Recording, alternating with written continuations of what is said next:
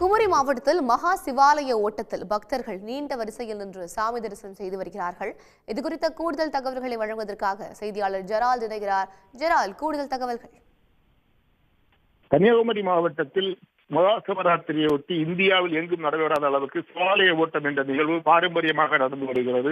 இந்த சிவாலய ஓட்டம் என்பது சிவபெருமானை நோக்கி பக்தர் ஒருவர் கடும் தவம் இருந்து தான் கேட்கின்ற வரத்தை வர வேண்டும் என்று சிவபெருமான் இருந்து கடும் தவத்தினால் அந்த வரத்தையே பெற்றார். அது என்ன வரம் என்று கேட்டால், சிவபெருமான் கொடுத்த வரம் சூண்டோதுடன் தான் யாரை விரலால் சூண்டுகிறாரோ அவரை பஸ்பமாக அழிந்து போக வேண்டும் என்பதே அந்த வரம். கடும் தவம் இருந்ததால் சிவபெருமான் அந்த வரத்தை அவருக்கு வழங்கினார். வரம் பெற்ற சூண்டோதரன் சிவனையே தன்னுடைய சூண்டுவர்களை நோக்கி சிவனை அழிக்க முற்படுவார். இதனால் சிவன் உயிர் பயத்துடன் கோவிந்தா கோபாலா என்று திருமாலை அபயம் கேட்டபடி ஓடி ஒளிந்த இடங்களாக 12 சிவாலயங்கள் கோரி மாவட்டத்தில் இருப்பதாக ஐதீகம் கூறப்படுகிறது. இது முஞ்சிறையில் இருந்து நட்டால வரை உள்ள ஊர்களில் உள்ள 12 சிவாலயங்களாக கருதப்படுகிறது. இந்த சிவாலயம் 110 கிலோமீட்டர் தொலைவில் இந்த 12 சிவாலயங்களும் உள்ளது. இந்த சிவாலய ஓட்டத்தை பக்தர்கள் முஞ்சிறையில் இருந்து துவங்கி நட்டால வரை சுமார் 110 கிலோமீட்டர் ஓடியும் வாகனங்கள் சென்று வழிபடுவது வாடிக்கை. இந்த சிவாலய ஓட்டத்திற்காக வருகின்ற பக்தர்கள் 3 நாட்கள் விரதம் இருந்து தீயில் படாத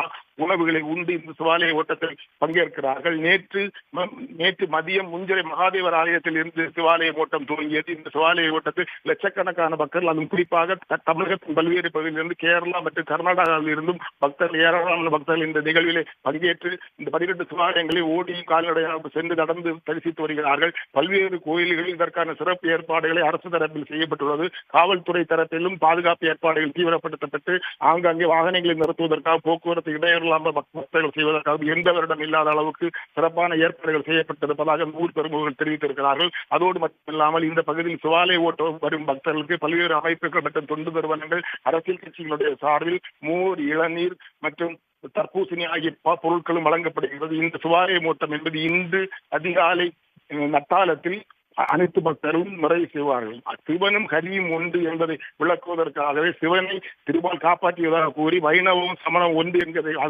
ஹரியும் சிவன் என்பதை நிரூபிப்பதற்காகவே இந்த சிவாலய ஓட்டம் வழிபாடு நடவதாக பக்தர்கள் ஐதீகமாக நம்பி வருகின்றனர். விவரங்களுக்கு நன்றி ஜெரால்ட். உடனுக்குடன் செய்திகளை தெரிந்து கொள்ள சன் நியூஸ் பெல் ஐகானை கிளிக் பண்ணுங்க.